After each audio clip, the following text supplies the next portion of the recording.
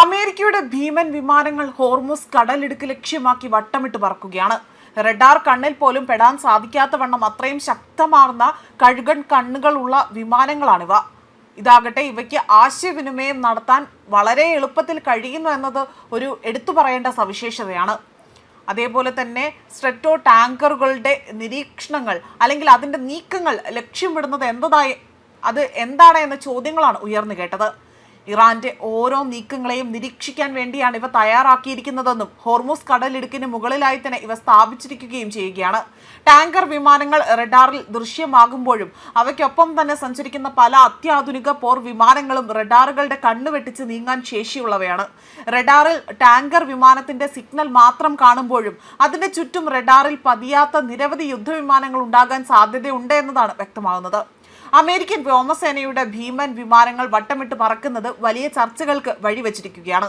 അതായത് flight radar 24 വിവരങ്ങൾ പ്രകാരം വിമാനങ്ങൾ ട്രാൻസ്പോർട്ടറുകൾ ഓഫ് ആകാതെ തന്നെ പരസ്യമായി ഈ മേഖലയിൽ നിലയുറപ്പിക്കുന്നത് വെറുമൊരു യാദൃച്ഛികതയല്ല. ലോകത്തിലെ ഏറ്റവും തിരക്കേറിയ എണ്ണക്കടത്തു പാതയ്ക്ക് മുകളിലുള്ള ഈ സൈനിക സാന്നിധ്യത്തിന് പിന്നിൽ വ്യക്തമായ ചില ലക്ഷ്യങ്ങളുണ്ട്. ദീർഘദൂര ദൗത്യങ്ങൾക്കുള്ള ഇന്ധനം, അതേപോലെ തന്നെ സ്ട്രെറ്റോ ടാങ്കറുകളുടെ പ്രാഥമിക ദൗത്യം ആകാശത്ത് വെച്ച് തന്നെ ഈ പോർ വിമാനങ്ങൾക്ക് ഇന്ധനം നിറയ്ക്കുക എന്നതാണ്. യുദ്ധവിമാനങ്ങൾക്ക് ദൗത്യം പൂർത്തിയാക്കി മടങ്ങാൻ ഇത്തരം ടാങ്കുകളുടെ സഹായം ഇവിടെ അനിവാര്യമാണ് എന്നതുകൊണ്ട് തന്നെയാണ് ഇവ ഏറ്റവും കൂടുതൽ പ്രാധാന്യം അർഹിക്കുന്നത്. ടാങ്കറുകൾ ഒരു നിശ്ചിത പാതയിൽ വട്ടം ചുറ്റുന്നത് സമീപത്ത് എവിടെയോ പോർ വിമാനങ്ങൾ ദൗത്യത്തിലുണ്ട് എന്നതിന്റെ വ്യക്തമായ സൂചനയാണ്. സാധാരണയായി രഹസ്യ സ്വഭാവമുള്ള സൈനിക നീക്കങ്ങളിൽ വിമാനങ്ങൾ ട്രാൻസ്പോർട്ടറുകൾ ഓഫ് ചെയ്യാറാണ് പതിവ്. എന്നാൽ ഇവിടെ ട്രാൻസ്പോർട്ടറുകൾ ഓൺ ചെയ്ത് വിമാനങ്ങൾ പരസ്യമായി കാണപ്പെടുന്നത് ഒരു മുന്നറിയിപ്പാണ്. തങ്ങളുടെ സന്നാഹങ്ങൾ ഇറാന്റെ അതിർത്തിക്ക് അരികിൽ സജ്ജമാണ് എന്നും ഏത് നിമിഷവും ഒരു പ്രത്യാക്രമണത്തിന് തയ്യാറാണ് എന്നും ലോകത്തെയും ശത്രു രാജ്യങ്ങളെയും ബോധ്യപ്പെടുത്തുക എന്നതാണ് ഈ ശക്തി പ്രകടനത്തിന്റെ ലക്ഷ്യമെന്ന് പറയുന്നത്. വെറും ഒരു ടാങ്കർ വിമാനം എന്നതിലുപരിയായി തന്നെ അത്യാധുനികമായ ആശയവിനിമയ സംവിധാനങ്ങളും നിരീക്ഷണ ഉപകരണങ്ങളും ഇത്തരം വിമാനങ്ങളിൽ ഉണ്ടാകാറുണ്ട്. താഴ്ന്ന ഉയരത്തിൽ പറക്കുന്ന ഡ്രോണുകളെയും കപ്പലുകളെയും നിരീക്ഷിക്കുവാനും അതേപോലെ പോർ വിമാനങ്ങൾക്കും കമാൻഡ് സെന്ററിനും ഇടയിലുള്ള ഒരു സിഗ്നൽ റിലേ ആയി തന്നെ ഇത് പ്രവർത്തിക്കുവാനും ഈ വിമാനങ്ങൾക്ക് സാധിക്കുന്നു എന്നതാണ് എടുത്തു പറയേണ്ടത്.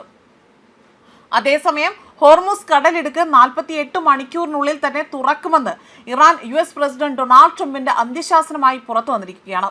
ഇല്ലെങ്കിൽ ഊർജ്ജ കേന്ദ്രങ്ങൾ തകർക്കുമെന്ന ഭീഷണിയാണ് മുഴക്കുന്നത്. ഇറാന്റെ ഇന്ധന ഊർജ്ജ കേന്ദ്രങ്ങൾ ആക്രമിക്കപ്പെട്ടാൽ മേഖലയിലെ യുഎസിന്റെ എല്ലാ ഊർജ്ജ അടിസ്ഥാന സൗകര്യങ്ങളും ലക്ഷ്യമിടുമെന്ന് തന്നെ ഇറാൻ സൈന്യം അറിയിച്ചു. യുദ്ധം അവസാനിപ്പിക്കുന്ന അതിനെക്കുറിച്ച് സംസാരിച്ചതിന് തൊട്ടു പിന്നാലെയാണ് ട്രംപിന്റെ ഈ ഒരു ഭീഷണി. ഇറാനെതിരായ US-ഇസ്രായേൽ യുദ്ധം 4ാം ആഴ്ചയിലും ഇപ്പോഴും തുടരുകയാണ്. ലോകത്തിലെ എണ്ണയുടെയും വാതകത്തിന്റെയും 1/5 കടന്നു പോകുന്ന ഹോർമുസ് കടലിടുക്ക് വഴിയുള്ള കപ്പൽ ഗതാഗതം യുദ്ധത്തിന്റെ ആദ്യ നാളുകൾ മുതൽ തന്നെ ഏതാണ്ട് നിലച്ചിരിക്കുകയാണ്. അതേസമയം ഹോർമുസ് കടലിടുക്ക് യുഎസിനും സഖ്യകക്ഷികൾക്കും ഒഴികെയുള്ള എല്ലാവർക്കും തുറന്നിട്ടിട്ടുണ്ട് എന്ന് തന്നെയാണ് ഇറാൻ വ്യക്തമാക്കുന്നത്. വിദേശകാര്യമന്ത്രി അബ്ബാസ് അരാക്ചിയാകട്ടെ കഴിഞ്ഞ ദിവസം പറഞ്ഞ വാചകം ഇങ്ങനെയാണ്. അദ്ദേഹം പറഞ്ഞത് കപ്പലുകൾക്ക് സുരക്ഷിതമായ വഴി തേടി നിരവധി രാജ്യങ്ങൾ തങ്ങളെ സമീപിക്കുന്നുണ്ട് എന്ന വാർത്തയാണ്.